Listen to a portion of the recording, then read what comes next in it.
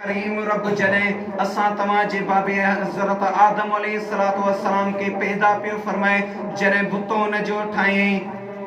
त मलाइका ने एतराज कयो ओ मुझा करीम रब असा इबादत करण जे लाए वेठा आयो खोड़ सारा मलाइका एड़ान जेके तुझी तस्बीह पढ़दा इबादत कंदा मुझो करीम रब फरमाईंदो आ ओ मलाइको अज तमा नथा ॼाणो उहो भी वक्त ईंदो मां अर्श ते हूंदुसि तमा भी अर्श ते हूंदो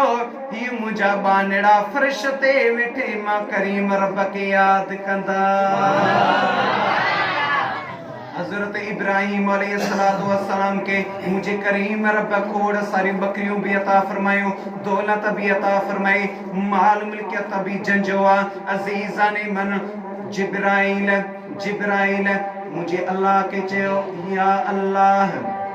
तो पांजे खलील के तो पांजे बानड़े के तो पांजे बानड़े के तो पांजे नबी के दे सुकिडो माल मिल्कियत अता फरमायो आ छो अता फरमायो आ छाजिला अता फरमा मुझो करीम रब मुझो बेनियाज रब जिब्राइल के मोकलिंदो ओ जिब्राइल जतरा मलाइका वठी वनी तुझी मर्जिया कुंड पासे में वही करे मां अल्लाह जो जिक्र करण तुझो कमा इब्राहिम दिस जा पान के विञाए करे तमाडे किया तो अचे बकरियों भी उते छडी दुआ सब कुछ उते छडी दुआ ये छा जी सिफत पे खुदाया इंसान ओ इंसान अल्लाह ताला असाई तमा के छा जिला पैदा फरमायो जिब्राइल आयो फर्श ते आयो जने फर्श ते ईंदो आ कुंड पासे में वही करे इब्राहिम ॾिसंदो आ बकरियूं तो चारे बकरियूं चारींदो आ इब्राहिम जने इने जिब्राइल भी ईंदो आ कई सारा मलाइका ईंदा आहिनि अल्लाहु अल्लाहु इने जिक्र कंदा आहिनि जने हज़रत इब्राहिम खलीलुल्लाह जे कननि ते आवाज़ पवंदो आ इब्राहिम पंहिंजी बकरियुनि खे छॾे करे उन रब जे जिक्र वारी महफिल में ईंदो आ इब्राहिम जिक्र जे मौज में शायद इहो किस्सो ॿुधो आहे मुंहिंजे उस्ताद खां ॿुधो आहे लेकिन इब्राहिम जिक्र जे मौज में तूं लगी पिया तूं लगी पिया मलाइकन पाण में अखियां मिलाए करे जिक्र कयूं बंद इब्राहिम खलीलुल्लाह फरमाया ओ अल्लाह जे जिक्र करण वारो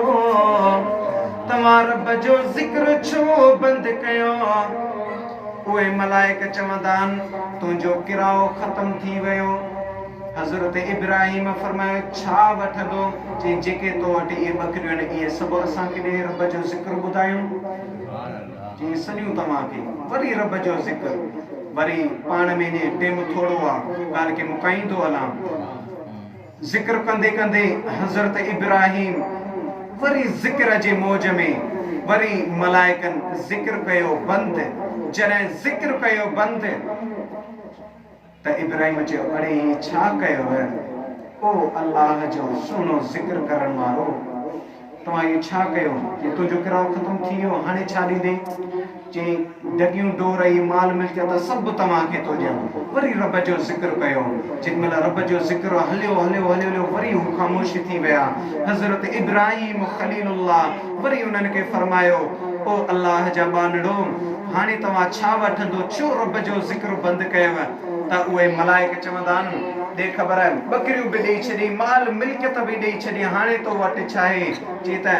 हाणे त तव्हांखे इन जो चरवाहो खपे चई हा बिल्कुलु खपे उनखे क़बूल कयो वरी रब जो ज़िक्र ॿुधायो ओ जंहिं दिलि पीता इश्क द जाम सा दिल मस्त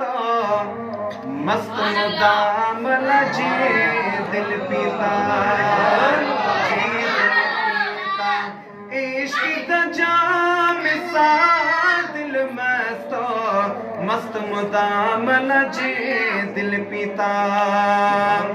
मस्ती दे विच मुहब जो मिलिया अल्लाह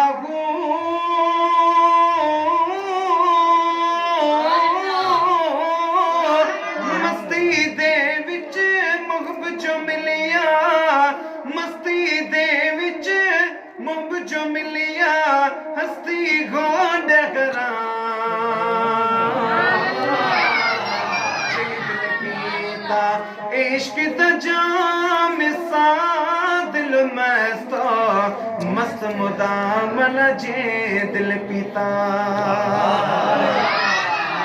हाणे अचो अल्लाह ताला असां ऐं तव्हांखे छाजे लाइ पैदा कयो आहे? चओ त